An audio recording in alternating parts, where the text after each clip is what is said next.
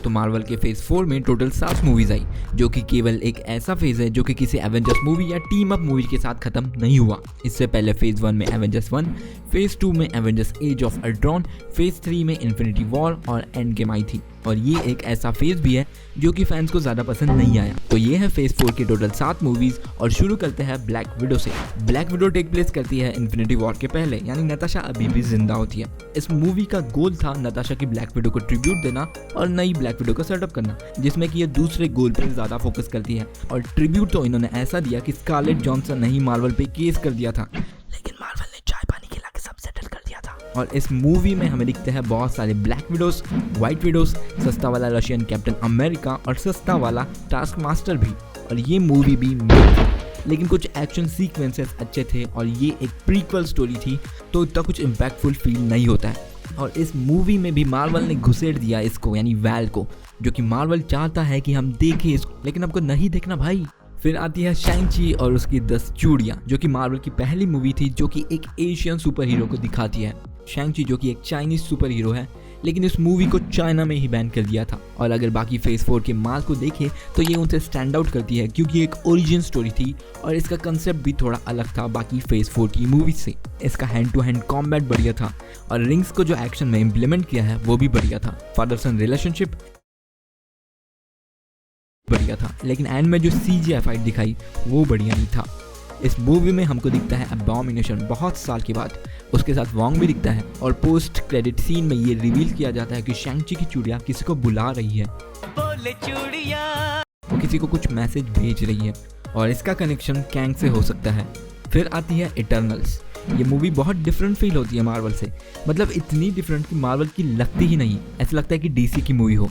और ये movie DC की मूवी होने के लिए जो 2 इम्पॉर्टेंट एलिजिबिलिटी क्राइटेरिया है वो भी पास करती है, जो कि है डार्क और नो जोक्स। इटर्नल्स टीम है 10 लोगों की जिनको अर्थ पे भेजा था हजारों सालों पहले सेलेस्टियल्स ने। क्यों? ह्यूमंस को डिविएंट्स से बचाने के लिए। तो फिर डिविएंट्स कहाँ से आए?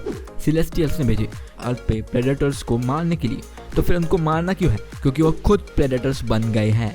तो इस मूवी के हिसाब से अर्थ एक अंडा है जिसमें कि एक एम्ब्रियो है जो कि बड़ा होकर सेलेस्टियल बनेगा, जिसका कि नाम है टियामोट। और जैसे एक अंडे को हीट चाहिए वैसे ही इस अंडे को अर्थ पे ह्यूमंस चाहिए। लेकिन इस मूवी में जो CGI था और रियल लोकेशंस थे वो काफ़ी ब्यूटीफुल थे और मूवी का एंड फाइट सीन भी बढ़िया था। इकरिस वर्सेस मक्कारी, मज़ा आ गया। मक्कारी की जो रनिंग स्टाइल है वो काफ़ी यूनिक है बाकी स्पीडस्टर से, मतलब ये स्पीडस्टर को स्लो मोशन में ना दिखाते हुए उसको रियल टाइम में दिखाते हैं, जो कि बहुत सही दिखता है।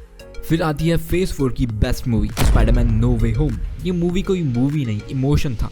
मतलब अपने तीनों स्पाइडरमैन को एक साथ एक स्क्रीन पे देखना ये तो मैंने कभी सपने में भी नहीं सोचा था, लेकिन मार्वल और सोनी ने ये कर दिखाया। ये मूवी स्पाइडरमैन एंड गेम थी और पता नहीं इसके बाद ऐसा कुछ देखने को मिलेगा भी या नहीं। और स्पाइडरमैन को छोड़कर इसमें अपना डेयरडेविल भी दिखा, मतलब मार्वल ने सारी इच्छाएं पूरी कर दी। ये मूवी शुरू होती है स्पाइडरमैन फार फ्रॉम होम के जस्ट बाद। सबको पता लग जाता है कि स्पाइडरमैन कौन है, जो कि पीटर के लिए बहुत सारी प्रॉब्लम्स खड़ी कर देता है। फिर पीटर जाता है डॉक्टर के पास, वहाँ प्रॉब्लम्स और बिगड़ जाती हैं और आते हैं स्पाइडरमैन के विलन्स दूसरे यूनिवर्स से। पीटर उनको पकड़ता है और अपने घर पे लेके जाता है। सोच रहे हो, स्पाइडरमैन अपने घर पे अपने सबसे बड़े विलन्स को लेके जाता है। फिर क्या होना था? आंट में मर जाती है, बाकी स्पाइडरमैन आते हैं, लड़ाई करते हैं और चले जाते हैं। पीटर को सब भूल जाते हैं और असली स्पाइडरमैन की कहानी अब शुरू होती है, जो कि बहुत ही स्मार्ट रिबूट था स्पाइडरमैन का MCU में।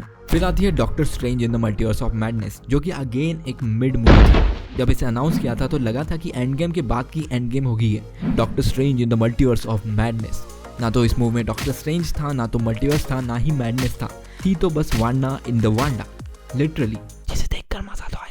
लेकिन मल्टीवर्स के नाम पे 2 मिनट का सीन दिखा दिया, उसमें भी अलग अलग यूनिवर्स दिखा दिए, बस हो गया मल्टीवर्स। वैसे जब वांडा इल्यूमिनाटी को मारती है तो लगता है कि कुछ हुआ है, लेकिन फिर सोचने के बाद लगता है कि क्या हुआ। वांडा मिस्टर फैंटास्टिक की सेवा ही बनाती है। प्रोफेसर हक जो कि किसी का भी ब्रेन कंट्रोल कर सकते हैं, उनके ब्रेन में घुसकर उनको ही मार देती है। कैप्टन कार्टर को उनके ही शील्ड से मार देती है। और जो अमेरिका शेवस मल्टीवर्सल पोर्टल्स ओपन कर सकती है, यानी टाइम और स्पेस को शैटर कर सकती है, वो पंच भी इस पे काम नहीं करते। सोचो कितनी पावर है। लास्ट में ये मूवी तारक मेहता के हर एपिसोड की तरह एंड होती है और वांडा खुद को सैक्रिफाइस कर देती है। फिर आती है थॉर लव एंड थंडर। और ये मूवी क्या थी? पूरी मूवी एक पैरोडी की तरह फील होती है, मतलब हर जगह अननेसेसरी जोक्स भरे पड़े हैं, इवन सीरियस सिचुएशंस में। मुझे तो लगा था लास्ट सीन में जेन फॉस्टर मरते मरते भी जोक मारेगी, और हाँ, जेन फॉस्टर को इतने साल बाद लाया, उसको थॉर बनाया, फिर मार डाला और फिर वलहला में दिखा दिया। और लास्ट का फाइट सीन तो क्या ही था। मतलब थॉर के पास अगर ये पावर थी कि वो अपनी पावर सबके साथ शेयर कर सकता है, तो इन्फिनिटी वॉर और एंड गेम में उसने ये यूज़ क्यों नहीं किया। और लास्ट में वही तारक मेहता वाली एंडिंग। और इसके बाद फेज 4 एक अच्छे नोट पे खत्म होता है, जो कि है ब्लैक पैंथर वकांडा फॉरएवर। ये मूवी एक परफेक्ट ट्रिब्यूट है चैडविक बोसमैन, और उसके साथ ही एक नया ब्लैक पैंथर भी बहुत स्मार्टली सेटअप करती है, तिचाला के नाम से ही। इसमें हमें नमोर भी दिखता है, जो कि काफी अच्छा एडिशन है एमसीयू में। शूरी का कैरेक्टर आर्क भी काफी इम्पैक्टफुल था। फर्स्ट पार्ट में उतना सीरियस नहीं था, लेकिन इसमें वो लीड एक्टर की तरह एक सीरियस टोन में दिखी। उसके अलावा मार्वल ने थोड़ा सा आयरन हार्ट भी इस मूव में छिड़क दिया, जिसने कि ज्यादा कुछ किया नहीं, लेकिन लोग इसकी सीरीज देखे इसीलिए यहाँ पे इंट्रोड्यूस कर दिया। इसमें भी वही तारक मेहता वाली एंडिंग थी, लेकिन लास्ट की फाइट शूरी और नेमर के बीच में मुझे पसंद आई।